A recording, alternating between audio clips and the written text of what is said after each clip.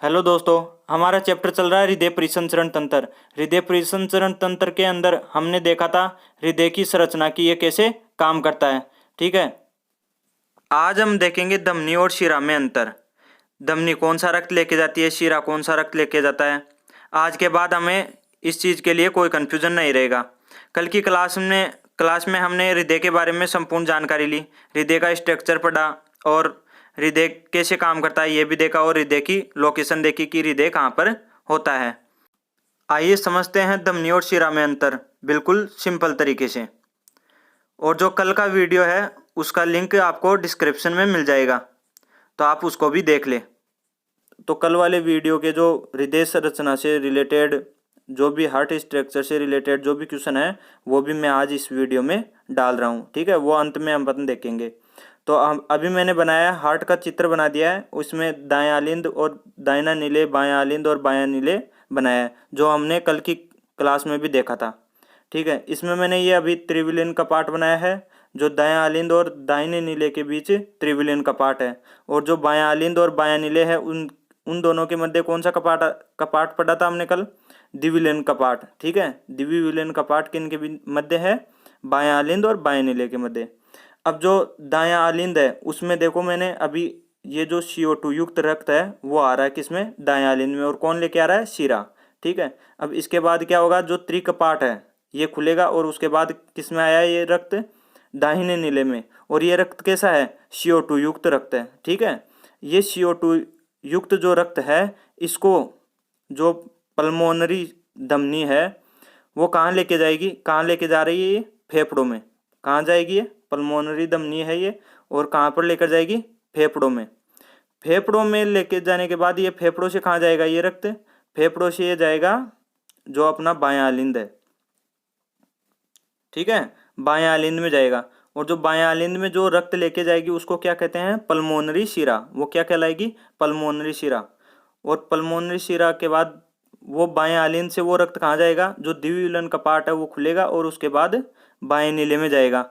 बाएं नीले में वो रक्त जाने के बाद वहाँ से जो अपना धमनी है उसके द्वारा पूरे शरीर में वितरित कर दिया जाएगा। ठीक है, ये याद रखना। और जो ये धमनी लेकर जा रही है ये कैसा रहेगा? O2 युक्त रहेगा, क्योंकि फेफड़ों में क्या होगा? इसमें ऑक्सीजन मिल जाएगी। ठीक है, ये याद रखना। तो जो बायां आलिंद है उसमें भी कैसा आएगा? O2 युक्त रक्त आएगा।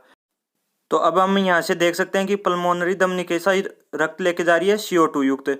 और जो धमनी है वो कैसा लेके जा रही है? O2 युक्त। और जो शिरा है वो CO2 युक्त लेके आ रहा है, और जो पल्मोनरी शिरा है वो O2 युक्त लेके आ रहा है। ठीक है, ये याद रखना। यहाँ से एग्जाम में क्वेश्चन पूछ लिया जाता है कि कौन सा शिरा शुद्ध रक्त लेके आता है, तो वो कौन सा शिरा? पल्मोनरी शिरा। ठीक है, याद रखना। और अशुद्ध रक्त कौन सी धमनी लेके जाती है? पल्मोनरी धमनी। ठीक है, ये याद रखना। अब हम देखते हैं कि त्रिविलियन कपाट व द्विविलियन कपाट के बंद होने से प्रथम हृदय ध्वनि उत्पन्न होती है, जिसे क्या कहते हैं? लब कहते हैं। ठीक है, जो पहले लब की आवाज आती है वो कब आती है? जो त्रिविलियन कपाट और द्विविलियन कपाट बंद होते हैं तब आती है। ठीक है, ये अपने को याद रखना है। और जो अर्धचंद्राकार कपाटों के बंद होने से द्वितीय हृदय ध्वनि उत्पन्न होती है उसे क्या कहते हैं? डब। जो डब की आवाज आती है, जो लब डब की आवाज आती है, वो डब की दूसरी आवाज आती है। और वो कब आती है? जब अर्धचंद्राकार कपाट बंद होते हैं। ठीक है, ये भी अपने को याद रखना है। ये आवाज आती है वो मांसपेशियों के संकुचन से आती है। ठीक है, अब यहाँ पर मैंने जो हृदय से जुड़ी जो भी थ्योरी का पार्ट था वो मैंने कंप्लीट करवा दिया है। अब हम क्वेश्चन की तरफ चलते हैं।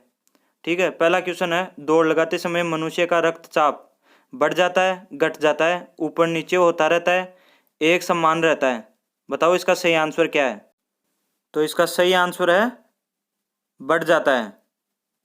ठीक है, ये याद रखना है। इसके साथ साथ ये भी याद रखना है कि सोते समय रक्तदाब घट जाता है। ठीक है, सोते समय रक्तदाब घट जाता है।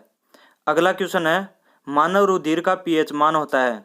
ऑप्शन ए है 7.2, ऑप्शन बी है 7.8, ऑप्शन सी है 7.4, ऑप्शन डी है 6.6। इसका सही आंसर है 7.4। ये तो अपने को याद रखना चाहिए, ये एग्जाम्स में भी बार बार रिपीट होता है। अगला क्वेश्चन है, शरीर की विशालतम धमनी है। ऑप्शन ए है वेना केवा, ऑप्शन बी है एवोर्टा, ऑप्शन सी है केशिका, ऑप्शन डी है नीले। इसका सही आंसर है ऑप्शन नंबर बी, एवोटा। ये भी बहुत अच्छा क्वेश्चन है। ठीक है, अगला क्वेश्चन है, स्वतंत्र रूप से हृदय की धड़कन को नियंत्रित करने वाले हार्मोन हैं। ऑप्शन नंबर ए है इंसुलिन, ऑप्शन बी है थायरोक्सिन एवं एड्रिनल, ऑप्शन सी है एड्रिनल और ऑप्शन डी है थायरोक्सिन। तो इसका सही आंसर है ऑप्शन नंबर बी, थायरोक्सिन एवं एड्रिनेलिन। ये याद रखना है अपने को। ये दोनों क्या करते हैं, स्वतंत्र रूप से हृदय की धड़कन को नियंत्रित करते हैं। अगला क्वेश्चन है, एक धड़कन को बनने में कितना समय लगता है। हमारे ऑप्शन है 0.8 सेकेंड, 0.2 सेकेंड, 1 मिनट, 0.5 सेकेंड। इसका सही आंसर है 0.8 सेकेंड। हमारा अगला क्वेश्चन है, भारत में हृदय का सबसे पहले प्रत्यारोपण कब व किसने किया था। 3 अगस्त 1994 को, 3 अगस्त 1995 को, 3 अगस्त 1996, 97 को।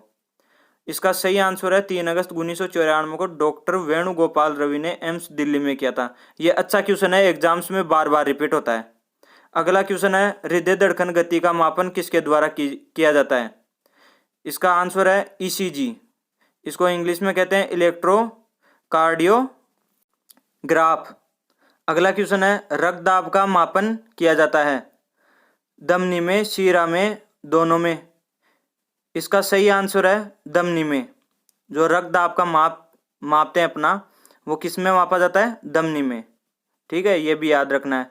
अगला क्वेश्चन है, हृदय का अध्ययन कहलाता है, बताइए। इसका सही आंसर है कार्डियोलॉजी।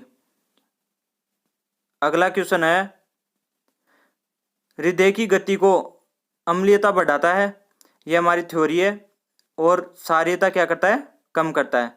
यह हमें हमेशा याद रखना है।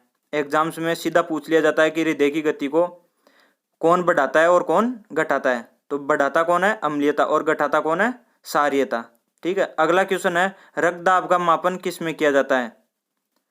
इसका आंसर है स्पाइगनोमैनोमीटर। ठीक है, ये क्वेश्चन भी बार बार रिपीट होता है। अगला क्वेश्चन है, भोजन में लौह तत्व की कमी से होने वाला रोग है। ऑप्शन नंबर ए है मधुमेह, ऑप्शन बी है गठिया, ऑप्शन सी है एनीमिया, ऑप्शन डी है कैंसर। इसका सही आंसर है एनीमिया। वीडियो अच्छा लगा तो अपने दोस्तों में शेयर करें और चैनल को सब्सक्राइब